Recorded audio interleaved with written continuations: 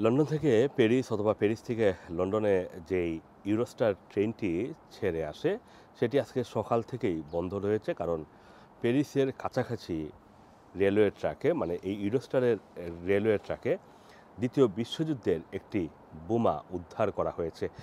এখন পর্যন্ত এটি আসলে উদ্ধার করা হয়নি, বোমাটি পাওয়া গিয়েছে মূলত গতকাল রাতে এই রেলওয়ে ট্র্যাকে কাজ করার সময় এই দ্বিতীয় বিশ্বযুদ্ধের সময়কার একটি বোমা পান সেখানকার কর্মীরা। তারপর থেকেই আজকে সকালে 6টা 30-এ প্রথম যে ট্রেনটি ছেড়ে আসার কথা ছিল গার্ডেন রোড থেকে লন্ডনের সেন্ট প্যানকার্স স্টেশনে, অথবা সেন্ট প্যানকার্স থেকে যে ট্রেনটি ছেড়ে যাওয়ার কথা ছিল গার্ডেন রোড উদ্দেশ্যে, সেই ট্রেনগুলো বাতিল করা হয়েছে। এতে আটকা পড়েছেন হাজার হাজার যাত্রী।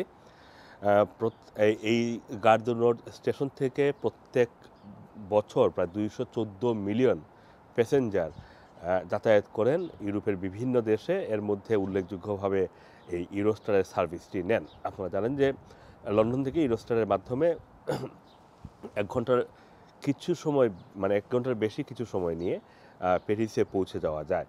আজকে সকালে যখন লন্ডনের স্টেশনগুলোতে যখন যাত্রীরা পৌঁছান এবং হঠাৎ করে যখন তারা শুনতে পান যে ট্রেনটি, মানে গার্ডেনস পর্যন্ত ট্রেনটি বাতিল করা হয়েছে, তখন অনেকেই লিল পর্যন্ত, মানে ফ্রান্সের লিল পর্যন্ত ট্রেনের টিকিট কনভার্ট করে নেন।